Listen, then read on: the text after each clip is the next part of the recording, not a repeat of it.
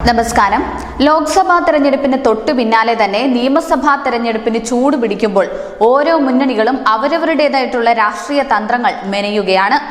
നിയമസഭാ തെരഞ്ഞെടുപ്പിന് മുന്നോടിയായി ഉത്തർപ്രദേശിലെ 10 നിയമസഭാ സീറ്റുകളിലേക്ക് നടക്കുന്ന തെരഞ്ഞെടുപ്പിന്റെ തയ്യാറെടുപ്പുകൾ അവലോകനം ചെയ്യാൻ ഉത്തർപ്രദേശിലെ ഉന്നത BJP നേതാക്കൾ യോഗം ചേർന്നു.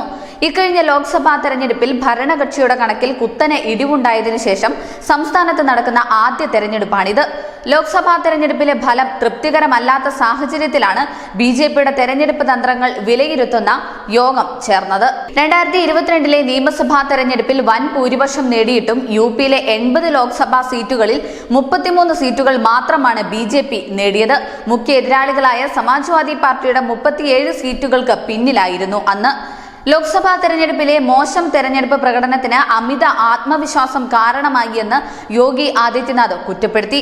ഉത്തർപ്രദേശിൽ മാത്രമല്ല 2024 ലോക്സഭാ തെരഞ്ഞെടുപ്പിൽ BJPക്ക് സീറ്റുകളിൽ മൊത്തത്തിലുള്ള ഇടിവ് സംഭവിച്ചു.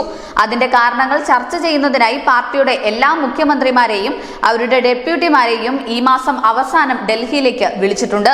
മോദി 3.0യുടെ ആദ്യ ബജറ്റ്, ആദ്യ 100 ദിവസത്തെ പ്രവർത്തന പദ്ധതി എന്നിവയും ചർച്ചയാകും.